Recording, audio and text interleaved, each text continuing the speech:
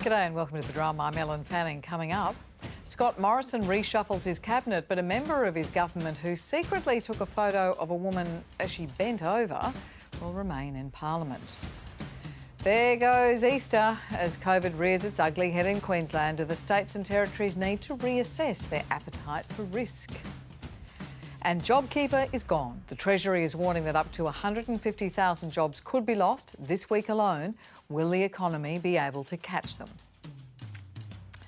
Joining me on the panel tonight, Acting CEO of the Australian Chamber of Commerce and Industry, Jenny Lambert. Lovely to meet you. Good evening. Author and writer Jane Caro is in. Hi, Jane. Hello, Ellen. In Melbourne tonight, former Liberal advisor and current party member, Bridget Meany. G'day, Bridget. Hi. And general practitioner and health commentator, Dr. Vyom Sharma. Lovely to see you again. Good to be here. And you can join us on Twitter using the hashtag #TheDrum, and we're on Facebook. Well, the events of the last 6 weeks are bearing down hard on the Prime Minister. His support in the polls is dropping, his majority in Parliament is at risk, and now he's been forced to reshuffle his cabinet. Christian Porter is currently on mental health leave after denying an historical rape allegation, while Linda Reynolds has been seeking treatment for a health issue which flared up after she was questioned about the revelations of an alleged rape in her office. Both of them have been demoted from senior ministry positions but remain in cabinet. The changes I'm announcing today will once again provide the strongest ever female representation in an Australian government cabinet. But it's not just about the size of the female contingent in my cabinet, but it's the skills and the experience, it's the perspective, and it's the collaboration they bring to our nation's most difficult tasks. Several roles have been promoted, meaning there are now 7 women in the cabinet. Minister Payne will effectively become the leader of that group of women. She is effectively, amongst her female colleagues, the Prime Minister for women, holding the prime ministerial responsibilities in this area as the Minister for Women. So, Jane Caro, let's start with you. There are no more women in the Morrison ministry. What he has done, or what they have done as a group, is brought a couple of women from the outer ministry into cabinet. And on the other side of the coin, there are no fewer blokes in the Morrison ministry tonight. And the Prime Minister, as you heard there, says that Marise Payne will be, in a sense, the Prime Minister for women. What will that achieve, do you think? I'm not sure. I think he's just shuffled the deck chairs a bit. I'm always pleased when I see a monoculture start to disintegrate, and I still remember back to Tony Abbott's cabinet when there was one woman, I think, in the cabinet and more men who'd gone to one particular private school than that. So it's nice to see a bit more diversity. However, I was somewhat gobsmacked by the remark that Marise Payne would be the Prime Minister for women. As somebody pointed out on Twitter, does that mean that Scott Morrison is finally fessing up to the fact that he's the Prime Minister for men? It's a very bizarre remark, and again, kind of tone deaf in terms of what it is that women are trying to get from this government. It's almost smacks of him pushing the women's business to the women. Here you are, ladies, you can look after this messy stuff, and us blokes, we can get on with the serious stuff. That's not going to cut it. That's not going to solve his problem. In fact, if anything, it's probably going to increase his problem. By the tone, why do you say that? Because of the tone-deaf nature of that what he says all the time. He seems to go in with trying to do the right thing, but it's as if he's colouring by numbers instead of actually getting what people are trying to say to him viscerally, you know, actually understanding it rather than just flailing about in the dark a bit. This is an attempt to put some more women in cabinet. Look, I'm not opposed to that. That's great. It's great they're in a cabinet, but to some extent this is just shuffling the deck chairs. And when you consider the reason why he's having to do the reshuffle, that also makes it more of a sop than anything else. And it's not enough just to have women in positions of power, although I think that's very important. We also need to have women in positions of power who are also interested and understand what the women of Australia want. And unfortunately, some of the women in that cabinet have not expressed understanding of the poverty, for example, that so many women face, particularly now that JobSeeker has gone back down the mine to... Who are you thinking of? Well, I'm thinking in particular of Anne Ruston, who has made a number of remarks about, oh, well, if we gave them extra money, it would be spent on the pubs and the gambling. I mean, that's an appalling thing to say. The people who are likely to be on JobSeeker, as it's now called, the old New Start, the longest, are women over 60. Now, they are not frittering money away in that way, and they take personally that kind of remark, and it is terribly hurtful. So those kinds of things worry me. Okay, and just for clarity, Anne Ruston is the Family and Social Services Minister, Minister for Women's Safety. Bridget, you've worked in Parliament House, you know the individuals here. Let's look at the Assistant Minister for Women, Amanda Stoker. On her website today, there's a page that's called How You Can Stand Up to the Transgender Agenda. She is apparently anti-abortion. She's addressed a pro-life rally. And when the state Liberal leader in Queensland, a woman, complained about bullying by backroom party boys, Amanda Stoker said she was playing the gender card. How do you think promoting Amanda Stoker helps address gender inequality in Australia? Well, I think that there's been a number of women promoted from diverse viewpoints, and there are women within Australia who are anti-abortion, and that is just a fact. And I think what we've seen here is previously in governments, you know, you've had this Minister for Women, and it's been more or less a siloed role. And I think what we've seen today is it become more of a task force where, as you know, as Jane mentioned before, looking into women's poverty, you know, we've now got someone looking at women's economic security. And I think what we see is that, you know, more often than not, a lot of women's issues interact with a lot of different portfolios. And when you have women's affairs siloed under one minister, what you actually do need is a task force, because immigration issues are women's issues, tax issues are women's issues, health issues are women's issues. And previously we've seen a lot of siloing of women's affairs. So I think it's good that we're seeing, you know, a broader approach to looking at policy through a gendered lens. If we've learned anything over the last 6 weeks, though, Bridget, it's that women have to be able to call out bullying at work. They have to be able to call out harassment at work. So I really do want you to reflect on this, that when the state Liberal leader in Queensland said that she was being bullied by Liberal Party backroom boys, Amanda Stoker, who's been today promoted to the Assistant Minister for Women, said she was playing the gender card. Look, I haven't seen those comments. I'm not sure what you're referring to, but, you know, all ministers reflect different opinions of Australian society. But and I think does that that's more or less assist, fair. given the last 6 weeks, does having those opinions reflected by that new minister, Assistant Minister for Women, in the ministry, how does that assist? Well, I think that, you know, when you're a minister, you're not just, you're entitled to your own personal views, and your careers hang on that. And I still think that, you know, ministers should be able to espouse their personal beliefs, and if they want to hang their hat on those comments, then they're entitled to, and the public gets to judge them at election times, and that is how democracy works. Jenny, it's interesting to sort of reflect on which women and the role of the task force. We have Jane saying, you know, not all women are the same. Not all women can advance the sort of agenda that needs to happen that perhaps the Prime Minister is hoping for. Bridget saying, no, that's okay, to their own selves be true sort of thing. What's your view? You're seeing a clunkiness of how a Conservative government tackles such a hugely important societal issue. I mean, and they're struggling. They're really struggling. You know, the Prime Minister doesn't need a shovel. He needs a sort of mechanical digger at the moment, because every time he sort of goes out, it's putting a lot of the community offside. What puts you offside today? Well, I think the issue more is that we're seeing a huge ramp up of the enormous community interest, quite rightly, in this issue, and an impatience of the younger generation of women particularly, and women in general who've been pushing, like I was going to say, I'm pretty impatient. That's right, who've been pushing these issues for a very long time, and yet there's a whole lot of women who've made it into Parliament with a view that they're on merit, and so they didn't need quotas. But now they're saying, okay, maybe we always should have had quotas. Maybe it hasn't been fast enough.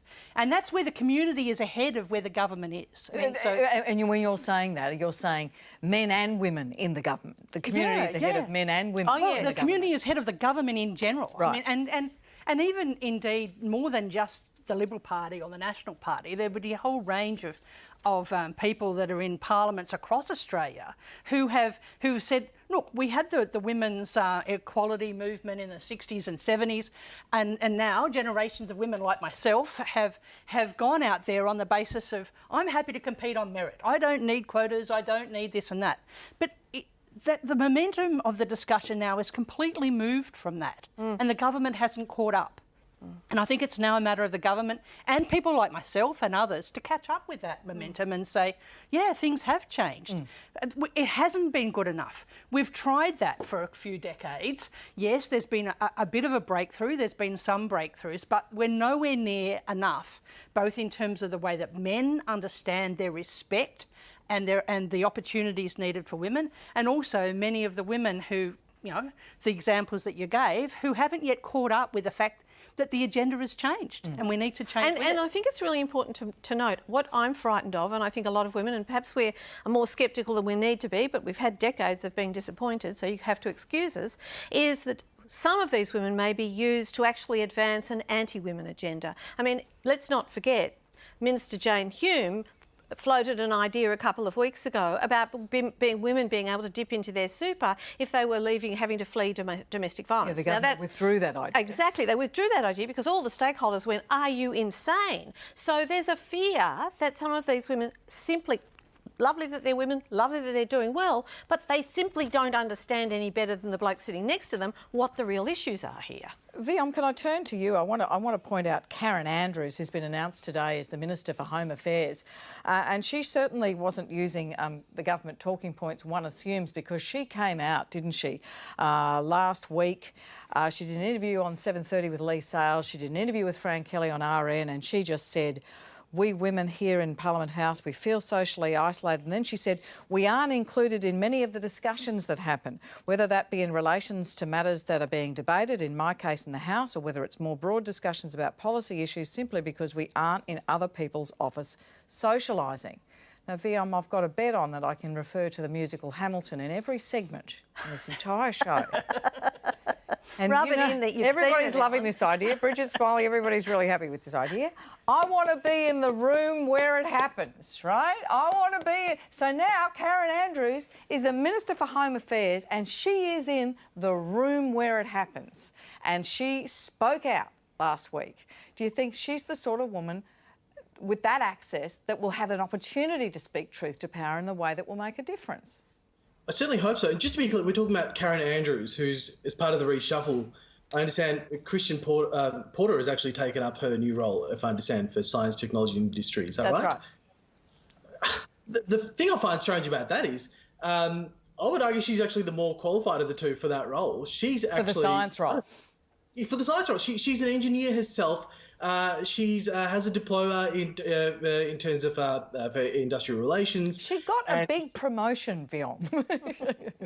Yeah, promotion, yeah. Well, we can call it that, or, you know, are we just seeing, you know, as part of this very cosmetic kind of reshuffle, just a less qualified man taking a more qualified woman's job? You know, you can't be cynical enough, honestly, about any and all of this. I certainly hope she can, you know, she's in the right room and she can make a difference. But, you know, we're seeing these incredibly kind of cosmetic measures of these reshuffles and new portfolios, and we've got apparently a new Prime Minister today for half the country. Yeah. And yet, you know, in the gaps between these very scripted moments, in the unscripted moments, you know, when we're blaming everything from video games to journalists to social media. So social media is also to blame. All the while, someone like Mr. Porter is still in cabinet, and Mr. Laming still has a job that's, for now anyway, safe on the back bench. It's very difficult to take any of these moves seriously, and I'll believe the change when I see it. Right. when we actually see changes of policy, both in terms of parliamentary workplace culture, and not to and of course the independent review we're waiting for from the Sex Discrimination Commissioner. Okay. I'll believe change when I see it. Until then, I'm just not buying it. Okay, well, let's talk about...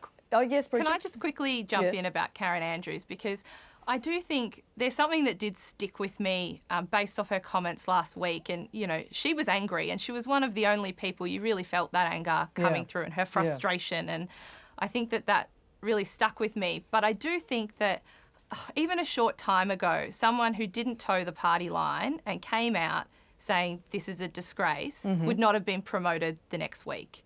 And I do think that is a bit of a shift. I hope it is the beginning of something big, because there's a lot of frustration, and this is a huge opportunity for the coalition that has lost the support of women over some decades, in stark contrast to our foundation, where we enjoyed a lot of significant support from women's groups across Australia, to kind of reset. Like, this is a big, awful reset.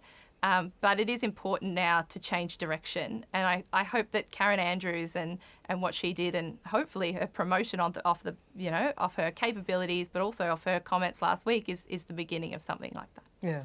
Well, you'll have seen over the weekend that the government MP Andrew Laming announced he won't be contesting the next election. Over the past week, he's been found to have harassed female constituents and photographed another woman bending over, then made light of the allegations. Starting tomorrow, I'll get assistance with courses in empathy and appropriate communication. Not just to be a better MP, but to be a deeper and more empathetic person than what the recent events have demonstrated. I'll also be obtaining clinical counselling for a duration decided by others, but I'll aim to complete it by the next parliamentary sitting.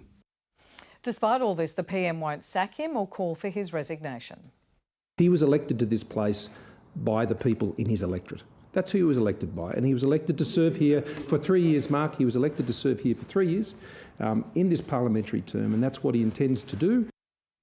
Remember, the government only has a one-seat majority in the lower house after Craig Kelly resigned to sit on the crossbench, and the opposition say this might be why the PM has chosen not to sack Andrew Laming.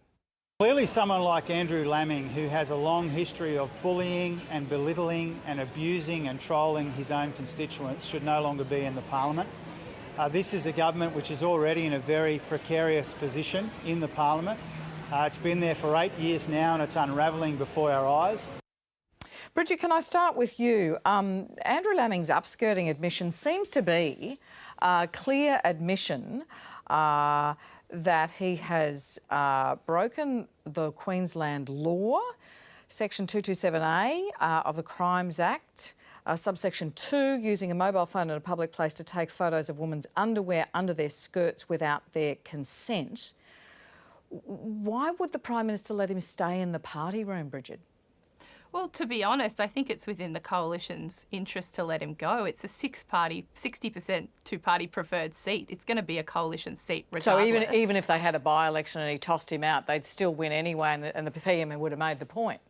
Absolutely. But I think that this, for me, as a woman and a young woman particularly, is a really important insert into the conversation we're seeing, because what we've seen is, Brittany Higgins and some awful instances of bodily violation that people see as really extreme cases, and they like to treat them as an anomaly for women. When in actual fact, instances like, Andrew Laming's disdain of, his own constituents on social media, commenting and asking questions, and, essentially upskirting is kind of the everyday misogyny that a lot of women face. And I think that when you hear stories like this, it starts to make a lot of men realise that this is everyday experiences for women, and it's not always rape or sexual assault. It's having to deal and having to be made uncomfortable in all sorts of public places, in places of work, and that's actually the real experience. And so what are you saying, Bridget, that the Prime Minister should have grasped this as an opportunity to do something decisive? Well, he can't force him. He can't force him out of Parliament. I think if he sat on the crossbench, he'd support supply anyway, and support major initiatives. But he's right in that he can't actually force him out of the Parliament. He was democratically elected. Only Andrew Laming can resign. Yeah, but you sort of wonder why the PM didn't just say that.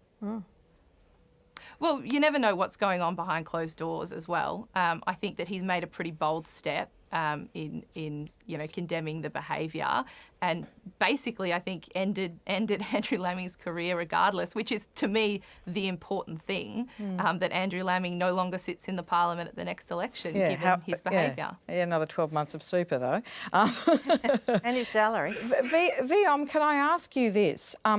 Why do you think it is? Like he's got a month of medical leave, right? So presumably you hand out those certificates. Would he have to have presented to somebody like you for medical leave? And why is it, do you think, that some people behave in a certain way, like this upskirting business, and it's a criminal matter, and other people behave in this way and it's cast as a clinical problem, you know? He needs ethical training or empathy training or whatever it is. Yeah, the strange thing I'm finding here is how quick we have been to pathologise what it is that he's going through, or rather the way that Andrew Lamming has behaved. And, I have to be very cautious here not to kind of over or under pathologise, but really just the behaviour we're seeing from him, everything from just the long history of, for example, how he treated those two women who were his constituents, to the upskirting, to the apology that he made in Parliament, and after that being completely remorseless. Like, I don't want to use the word in an overly kind of pathological way, but it was almost this kind of psychopathic disregard for what's kind of going on. Now, whether or not he gets medical leave on the basis of some kind of medical distress, there may be some validity to that, and that's going to be something that comes down to what his employer will accept as proof that he needs medical leave. Would you have given him a certificate? Would you have given him a certificate? Well, I don't have enough information to make that decision. Again, I can't speak specifically to him, but I would actually have to see, is this person in genuine psychological distress? The fact that he's behaved a certain way, or someone has certain deficiencies in their character, that alone is not enough to say that you need medical leave. It's whether you are in some sort of distress, and I don't have enough information for that. Okay. We're a little bit short on time. The suggestion has been made. I mean, you can see Bridget's concern about all of this, but the suggestion, Joan, that the Prime Minister's hands are kind of tied. He can't throw him out of Parliament. Well, he can't. No. He could throw him out of the party room if he wanted to. He could apply pressure, I suppose, if he wanted to, on the guy to stand down now. Is this issue resolved now with Lamming saying, that's it, I'll go, just briefly? No, it's not resolved. It's not resolved in the same way as how the Brittany Higgins allegations aren't resolved. None of this is resolved, that's the problem. Catherine Murphy made a really good comment on the weekend with an article in The Guardian where she said the problem with Scott Morrison's Prime Ministership is he seems to run it as if he was a campaign director. So he's always looking at the political fallout, the political cost, the political way of doing things. And he doesn't want to be seen to be losing scalps. He does all of that sort of stuff. And he's got, down to a one-seat majority, and that's making him very nervous. He doesn't want a minority government. And women can see that. We're not stupid. We're not fooled by the nice remarks or the reshuffle of cabinet. We can see that this is all about the political reality, what's going on behind closed doors, as Bridget put it. And that's not going to cut it. We keep seeing women, the only people who seem to have lost their jobs over any of these allegations are in fact other women. So we keep seeing women not being believed and men being, you need empathy training. You've got a mental health issue. What? No. The people who have suffered here are actually women. Now, I don't know whether Christian Porter is innocent or guilty, and if he's innocent, he's suffering terribly, absolutely. But for everyone else who has, at least at some extent, admitted guilt in what's occurred, it's the women who have suffered, and yet we're all terribly touchy-feely about the blokes. We're awfully big on making excuses for men. I wish we'd stop it. Although he has lost his job, basically. Lamming. Yeah. But in the end, in the long run, the issue is very clearly whether the Prime Minister should have sacked him from the Liberal Party, in which case he goes to sit on the crossbench, and that's the next step, and maybe that's that would have made it clearer what the path is here. Yeah. To actually, but at the end of the day, like any employer, they've got to look and say, well, what are the allegations, what has been proven. It's, you know, it's a matter of you've still got to go through the process of making sure that the person is really, you know, is really... But what has occurred has occurred. Yeah. All right, and we should say again, for the record, that Christian Porter has strenuously denied those allegations against him of that historic rape. Let's get more on those comments that Jane just mentioned, because what's clear is that this is seriously hurting the Prime Minister. Today's news poll shows his personal approval dropping 7 points in just 2 weeks. And this was highlighted by The Guardian's Catherine Murphy on the weekend, who wrote, "Morrison has been whacked and hard. This moment is requiring a Prime Minister who has crafted a Prime Ministership out of talking to blokes to engage meaningfully with women in all their diversity." In Catherine's analysis, Scott Morrison may have missed a demographic shift. While he continues to appeal to working class blokes, the demographics of the electorate have changed. While tradies were once the largest cohort of workers in Australia, over the last decade, they've been outnumbered by professional women. And Murphy argues the PM might be focusing too much on a narrow range of swinging male voters. So this is really interesting, Jenny, this data that was published by the Sydney Morning Herald, which basically said, have a look at it. It used to be the tradies were the biggest group. Now, professional women are bigger than the tradies in terms of raw numbers of workers, and also bigger than the high-vis tradies and technicians are groups of women in the caring professions, right? They are both bigger than the tradies.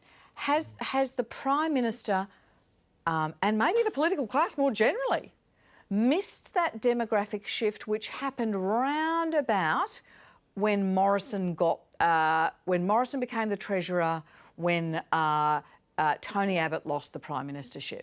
That's when it flipped. Look, I think the issue that they'll be looking at politically is what is the demographic of the undecided voters as opposed to the voters overall. I think from a political point of view, they'll be looking at that. There is no doubt that the demographics have changed, and even in the undecided group, this issue has shown resoundingly that the community's attitudes have changed. I mean, just in terms of the PM's popularity, I mean, you know, taking a hit shows that overall there's been a shift in community attitudes. So I think that I think they're very much looking at the data, but the data they're looking at is who's in the undecided middle ground that they're trying to capture here. Do you agree with that, Bridget? I mean, you've been a political staffer, and you made the point to our producer Garda today that you know the Libs have been losing the women's vote, and I pulled out the graph because I do love a graph. And certainly the number of women voting for the Liberal Party in the federal election was at its lowest rate at the last poll. It was only lower in 1987, right? That's so you'd know that cold hard reality, wouldn't you? Is it just the PM focusing on the swinging voters, or has he missed that demographic shift? I think there's a few things that have been missed here. We're also in certain states, not every state, but in certain states having drastic issues with representation of women in Parliament in a real and meaningful way. And what do you mean drastic issues? Not enough? Well, yeah, not enough. I mean, you know, in New South Wales, there's certainly issues with female representation, not so much in other states like Tasmania, which are almost at the 50-50 mark, but certainly in New South Wales and I believe Queensland. I mean, you can say WA's 50-50 at a state level, but there's only 2 members of Parliament, so we'll treat that as a small sample size. But I do think, you know, if we're serious about capturing the female vote, then representation does matter. But I do think the other thing that's been missed here, you know, in recent times over the last few months, is that I think they wanted to, they've sincerely believed that what happened to Brittany Higgins is a once-off, that it was this drastic, extreme example of what could occur, what is the experience of Australian women. And what they didn't anticipate was an avalanche of stories from thousands and thousands of women who have had similar experiences on various levels. And this wasn't just an issue that was going to spend 2 days in the paper and then die. It was constantly going to be boosted by another story and another story and another story. And the empathy that women are feeling towards other women on this very issue. I mean, it's snowballing, and it's not going to stop. It's not going to stop. So you think it's broader than just demographics. Jane, have a look at this. On Sunday, Scott Morrison joined the Parramatta Eels in their dressing room after their win against the Cronulla Sharks. The team's sports scientist, Talia Eggers, was caught on camera staring him down. She later tweeted that she couldn't respect a man who has the time to shake the hands of male football players, but was too busy to attend the Women's March for Justice. So I guess that's a visual representation of this thesis that the Prime Minister is focusing too much on working class men, not realising that the big demographic numbers in this electorate, in this society, are professional women and caring women in the caring professions. Absolutely, and I think it goes to the core of something that I've been saying for a very long time about the definition of feminism. For me, the definition of feminism is the desire by half the human race to be taken seriously by the other half. And the problem with deciding that you're going to devote all your attention, all your energy, all your policy incentives, as we saw in the last budget, etc., to a small cohort of tradies, blokey blokes, working class men, if that's what you like to call them, is that women feel yet again they are not only not being taken seriously, they're not even being seen. What did you think when you saw the photo? I thought she was expressing Australian women's view of this Prime Minister right now. And the fact that what has he done? He didn't go to a women's sporting event or to Hamilton, for goodness sake. You know, it would have been good for him to go there. He went to a football game and went in and met, and they all applauded him like he was some sort of masculine hero. It was just, women just went, oh, you're kidding me. They haven't heard a word. They haven't got a thought. And her position, standing back looking at him, just said it all. The frustration of how long, how loud, how many of us have to pour out our hearts, as Bridget said, about the kind of sexual humiliation. I mean, upskirting is to humiliate you. That is what it is to do. It is to make you feel awful, embarrassed and ashamed. Assault and right up to criminal acts like rape have been described. So many women have experienced those. I'd say all women have experienced some degree of that kind of thing. How many of us have to tell these stories painfully out of our guts before we get somebody actually leading the country, not the Prime Minister for men, not the Prime Minister for women, the Prime Minister for us all, taking notice. And if you've been affected by anything we've been discussing, call Lifeline 13 11 14 or 1800 RESPECT 1800 737 732.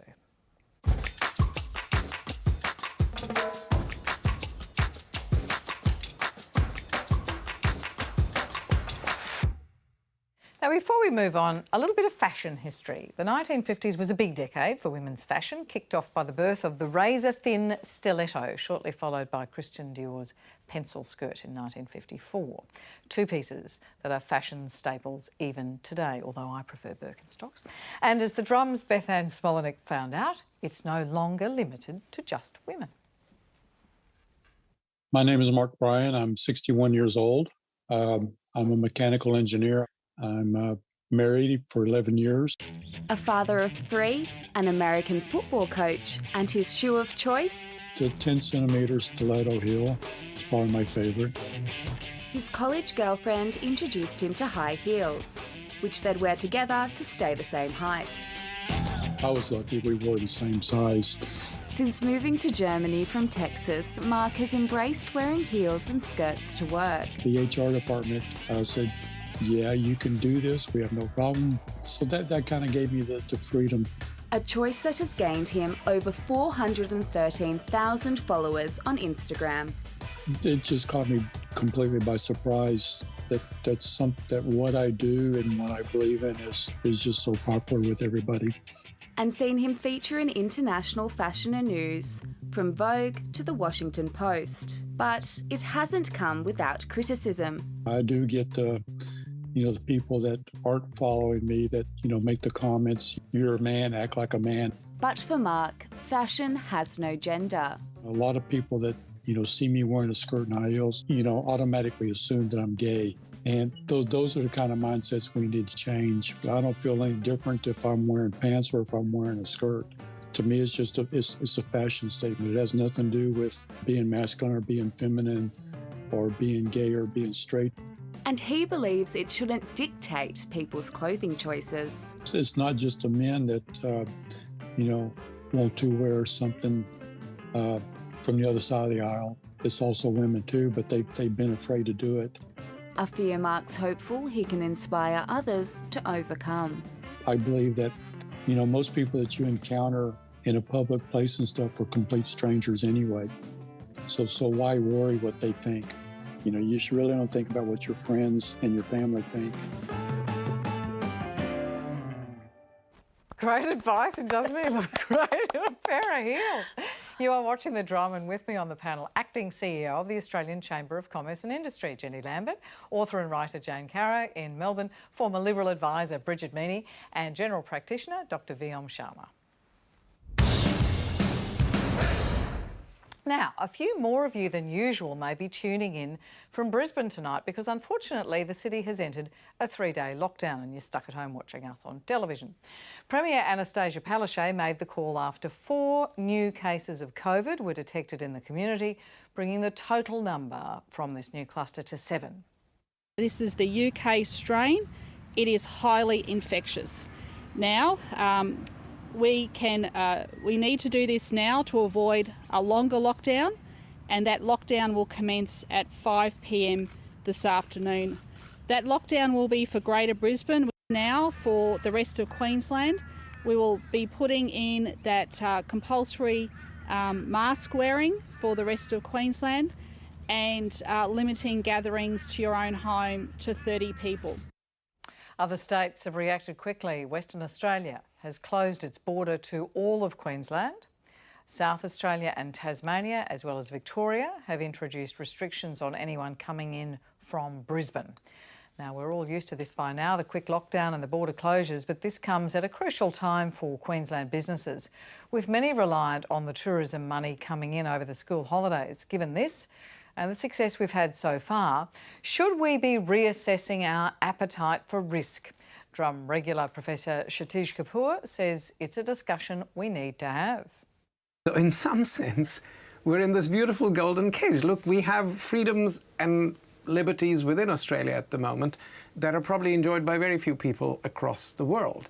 But the price we pay for that golden cage is that any threat, it's like, even a single case is like a suicide bomber on the loose. You've got to shut down the entire, because you wish to maintain that zero case situation. If that's our risk appetite, well, then you have to respond like this. But whether that is the right risk appetite for the long run, I think is the larger national debate we have to have.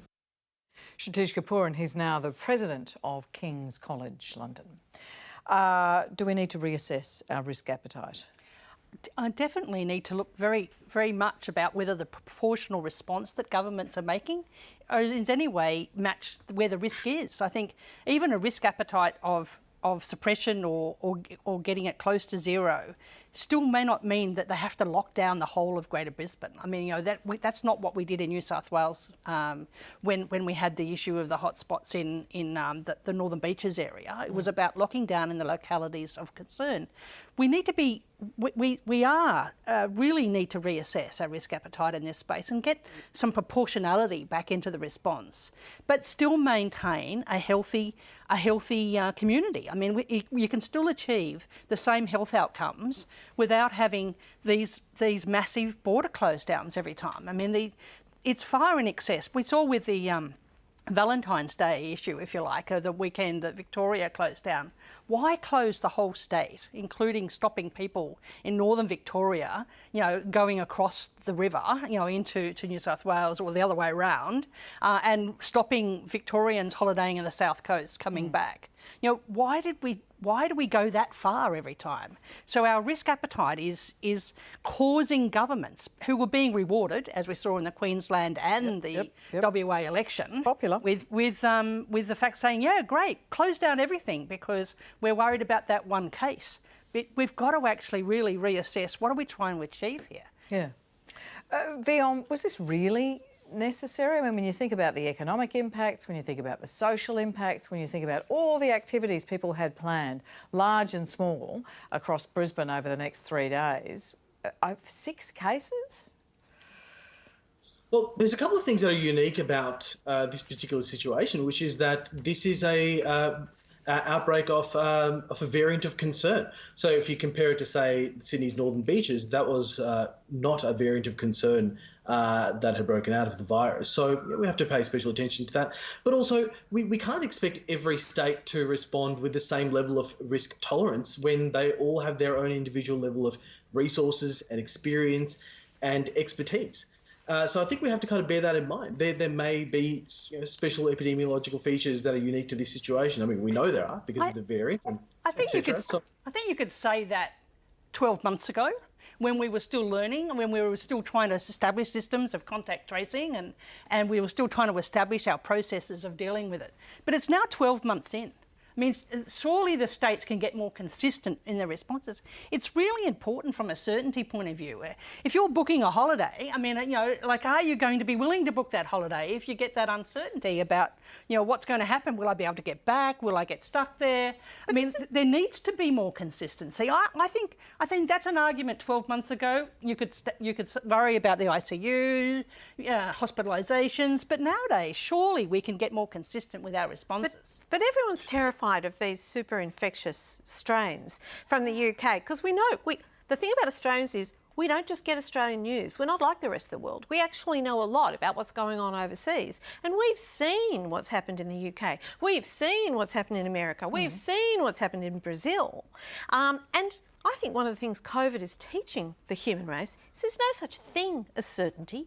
It's always been an illusion. But things can go wrong at the drop of a hat. But Viom, can I put to you, maybe there's no such thing as extinction of the COVID virus. If there's no such thing as extinction, at what point do we shift that risk appetite? I think we should shift that risk appetite at the point where we've got a suitable proportion of the population vaccinated. Yes. And I think this is the big thing we're kind of missing here. We're talking about whether we should have, the government should have tolerated not locking down or not. All the while, what we've really tolerated in Queensland is not having the frontline health workers all completely vaccinated. Perhaps we wouldn't have ended up in this position. We've also tolerated the risk of not having N95 masks and airborne precautions for everyone in contact with this virus. We're hearing reports that despite guidelines, this is happening. So, if you tolerate that risk, now we end up in this position where we're forced to discuss should we tolerate a lockdown or not? Whereas to me, this is a discussion we probably didn't even need to have if we'd done all the precautionary things earlier. I think once we do vaccinate enough people, well, then, yes, I think it's plausible that we don't have to go for zero COVID because we've got immunity, but there are unknowns. We don't know what some of these future variants, genetic variants of COVID are going to do. Until then, I suppose my bias is always going to be towards playing it safe, but I wish we'd vaccinated everyone and given them airborne protections. We wouldn't have ended up in this position today. And Bridget, where do you stand on this one? What are your thoughts? You probably weren't planning to go to Brisbane for Easter, so purely hypothetical. No, I'm not, but I'm someone who's enjoyed a lot of free interstate travel over the last 10 years and kind of spending my time between New South Wales and Victoria. So, look, it's certainly, I think the argument around certainty has been thrown up in the air during COVID, and I've had to, implement that into my everyday life. But, I'm not a health expert. I don't I don't own a small business or anything like that. So, my advice is purely, my views on this are purely where I think public sentiment lies at the moment. And I think that, as said before, it's been over 12 months now. I think people are expecting to know where the threshold is or expect a slightly higher threshold. I mean, we're hearing a lot of mixed reports out of government at the moment where they talk up their systems and say, we've got the best system in the world, we're the envy of the world, our contract tracing is fantastic, but then they don't want to rely on that when the time comes and when there's a couple of cases. And New South Wales really is the only state that has backed their contact tracing right through the pandemic and come out the other, hopefully towards the end. I don't think we could say the other end of COVID. But, I think people are starting to fatigue of lockdown in and out and there's a lot of PTSD about lockdowns in Victoria, and I think the public sentiment towards them has drastically shifted in the last 12 months. Isn't that interesting? And maybe that how you feel about it depends on where you live, right? And I think it's really important. Just briefly, because we're going to talk JobKeeper. Yeah. It's really important for us to say, in terms of vaccination rollout, we shouldn't wait till the end of vaccination rollout to work out where the boundaries are along the way. Yeah. Because as we get major cohorts covered, the really critical at-risk groups, then we can start to think about how we can start rolling things out. So it's not just waiting till the end, I think. Yeah. Well, VM, you've had both, so you're good to go. That's right. We'll just work you harder. Nearly 1 million Australians woke up a little poorer today with the government's COVID-19 JobKeeper subsidy finally coming to an end. The impact is difficult to discern at this point, but Treasury has estimated that up to 150,000 people who were relying on the payment might lose their jobs this week. The Drum's Stephanie Bolchi has been speaking to 3 people facing very uncertain futures. Our regional location has one of the highest unemployment rates in Australia, and particularly in the youth unemployment, and a lot of my staff are in that realm. So when JobKeeper came in, I cannot tell you the relief. So we have essentially 4 different attractions. We also have coach touring companies. So we have 165 staff currently on JobKeeper. We are seeing school holidays as a peak period, and then we're seeing business drop pretty drastically after that. The staff are taking it pretty well, but they're all justifiably scared because they now know that it literally, their hours depend on who walks through those doors each week. Of the 10 staff that I have on JobKeeper now, I probably really only need half that many staff and half the hours for those staff. So I'm left with a decision: do I cut everybody's hours? Do I lose some of my really important key team, or do I make a loss and keep my staff? We were on JobKeeper, and that helped us sustain a lot of the employees. But the strong point was that we always had accommodation with just not a hotel, but also we had a VIP and a gaming lounge. So I could use my full-time and casual staff in that area as well. We have been fortunate that staff have been willing and prepared to move to work at other sites. Obviously, where we need to reduce people's hours, it's a discussion that we're having. We are not looking at any mass redundancies or anything along those lines. The real numbers are going to get hurt a lot more after next week, because this week I think a lot of the owners are going to start making decisions on the attritions and how many people are going to leave. Based on their occupancy, they will decide on how they're breaking even. As occupancy goes down, there needs to be some support of some sort. Jenny, it's a really interesting one. We saw those amazing jobs figures just this month, much better than the government expected, under 6% unemployment. And on the other hand, you're seeing 57% of people, according to a survey done recently, experiencing financial stress. Another 26% saying they're just making ends meet. And then you've got 36.5% of households who have little or no savings to fall back on. But someone out there has got $130 billion worth of savings that they're shoving under the beds. Just ask, some of the retailers who say, we know, we're trying to get at it. So are we staring down the possibility of like a 2-speed recovery? If you've got through it all right, you've got through it all right, and if you haven't, you might be in real strife. Yeah, I think that's a great way of describing it. It's definitely 2-speed. And for those that are in the economy that's growing or recovering and have got back to virtually, if not better than where they were pre-COVID, that's fantastic news. And that is about the way that Australia's managed the crisis, as well as the types of supports, including JobKeeper, that we had. But for those businesses that have been cut off now from JobKeeper as of the weekend, I mean, it is a very uncertain future for them and their staff. If you still on JobKeeper come the end of March, that business has had to qualify for JobKeeper on 3 separate occasions. So their turnover was pretty bad. And when you had the international travel ban, with no idea when the international travel ban is going to be lifted, no certainty at all in that area about how that's going to be phased back. I mean, many of these businesses in the tourism area, not just tourism, big events, major events, if you've booked a band to come out here in the live entertainment industry for next year, how certain are you that you're going to get it, or a major conference? You argue on behalf of the Australian Chamber of Commerce and Industry with government, or maybe advocate rather than argue for the government to extend JobKeeper. You did that in the past. Was it time to end it now? Was now the time to start rolling it? Yeah. And look, our position was to end JobKeeper as an economy-wide support, but to actually focus the support on those businesses that were most impacted by government restrictions, because they had no idea when international travel restart was going to happen, when major gatherings could occur.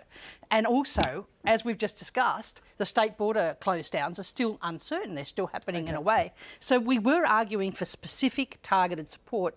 I mean, many of those businesses are not just 30% down, they're 70 and 80% down because they've just lost their customer base entirely. That's you, Jane. Yeah. You're in events and your husband exports wine to China. China, that's worked really well.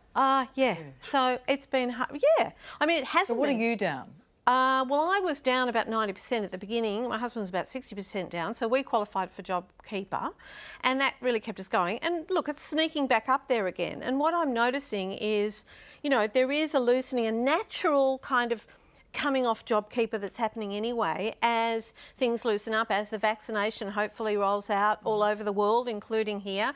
That will happen gradually anyway. So what I don't understand is why we had to have a hard, fast date to cut it, because that's 150,000 jobs directly is estimated, but the ripple effect of a whole lot of people shutting up their wallets because that support has gone, their income may have recovered a bit, but it hasn't recovered to where it was previously, will ricochet through the entire economy. Whereas had the government decided to help it go naturally as it's doing anyway with some targeted support like Jenny was talking about, excellent. I mean, I can't help, Richard Dennis pointed out today, and I can't help noting it, that, you know, this is meant to be the jobs, jobs, jobs government, to quote Scott Morrison, and we've spent decades fighting for 62,000 coal mining jobs at the expense of the climate, but we don't seem to be much concerned about 150,000 jobs, often very vulnerable people at the most disadvantaged ends of the job market,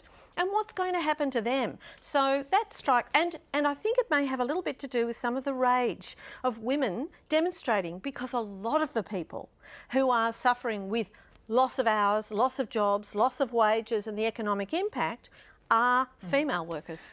Bridget, basically, I guess the government is hoping that the savers, those folks who've got the $130 billion under the mattress, more than one mattress, obviously, although if we knew where that place was, even law-abiding people like you and I, Bridge, would pay them a visit. But they're hoping that those savers will now spend to replace the government support measures, right? So what's your political antenna tell you? What happens if that saving doesn't tick up by, the spending doesn't tick up by the household savers and by businesses? What will the government do? Well, I think you've got to have incentives for people to spend. It's not like people will just go out and spend on their own accord, particularly after the year that has been. So I think, well, I hope with the, you know, the winding down of JobKeeper or the ending of it yesterday, we'll see targeted initiatives and support for business in the form of, you know, whole different mechanisms. But also we'll see incentives for people to go out and spend. Yeah, but I mean, how are those discounted airfares looking tonight, you know? Like the state premier shuts a border and there you go. I mean, does that make you think, oh, well, maybe JobKeeper should continue or something else has to continue? Or do you think the government should forge ahead towards the May budget and just see how it goes? I think that was the federal government trying to put pressure on states to stay open. So how's that worked? and you know, Jane was talking before about women before, but young people have been hit really hard. I mean, young people and women. Yeah, have always struggled with unemployment rates, and you know that was exacerbated by coronavirus on top of, you know, mental health impacts and everything else that went with that. So I think what we've seen is almost like a return to, you know, what was always the case before coronavirus, but essentially different industries that are struggling that compared to what was the case before coronavirus. There's also been a huge drop in university enrolments as well, which means those people have gone on to the job market or are searching for jobs, one presumes, who would otherwise have been in university. Nearly out of time, Vi. I'm just wondering about what you're seeing in terms of people presenting with mental health issues, because we saw that there was a lot of mental health issues and people struggling, even while those billions of dollars of government spending and support were in place. And now that they're coming off, what are you seeing? Well, very simply, the people who are going back to jobs are genuinely doing better. I can think of a couple of people off the top of my head. But there are typically just that kind of younger population, young adults, for a lot of whom a lot of those kind of insecure jobs have not come back. I still do see them struggling.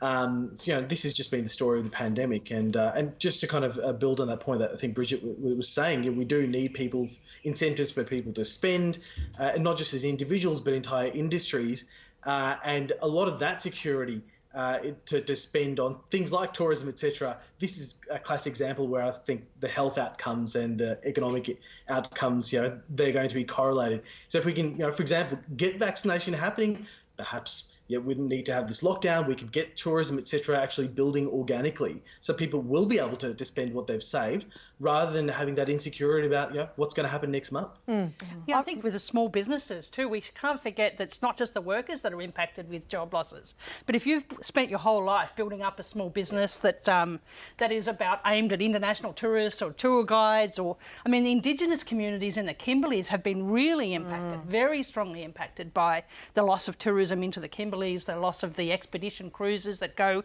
throughout the Kimberleys. There is a whole range of people that, through no fault of their own, that's what we have to keep remembering to ourselves here. This is a health crisis, and government restrictions imposed as a result. So they haven't stuffed their business. They haven't mismanaged it in any way. They've run really good, successful businesses, creating lots of jobs, and they've just been closed down basically, and that's very debilitating for those business owners as well. Is that a draft of your pre-budget submission to the government from the Australian Definitely, Chamber of there's a fair bit of that in there. Right. Yeah, definitely. But it's about support, direct support, continuing some direct support. But it's also about stimulus, which comes back to the incentive issue. But there were big chunks missing out of what happened with the support package. The CBDs in Sydney and Melbourne in particular, there was nothing in those 800,000 tickets for them, because it wasn't to go airline to the cities. tickets discounted. And so, yeah, look, it's a huge issue. Now, just finally, we've only got 30 seconds, Jenny, but I just wanted to say to you, you remember that we came out of the last downturn, and the two-speed economies was Queensland and the resources states, Queensland and WA, going gangbusters and everybody else struggling along. If you've got a two-speed economy such as we're discussing, who loses? Do you get more intergenerational inequality? Do you get a more unequal society? Is that the risk? Look, I think that definitely we've seen with the young people, as Bridget said, the young people have definitely been one of the losers in here, and the continuation of older women sitting in the over 5-year unemployed group. So yes, you would continue to see the exacerbation of issues for those cohorts. We need to do something now to try and help that for the future. Specifically for them. That is all we have time for. Thanks so much to our panel. A lively discussion tonight. Jenny Lambert, Jane Caro, lovely to see you again. Bridget Meany in Melbourne, and Dr. Viom Sharma. Have an excellent evening. Jules is in tomorrow night. Good night to you.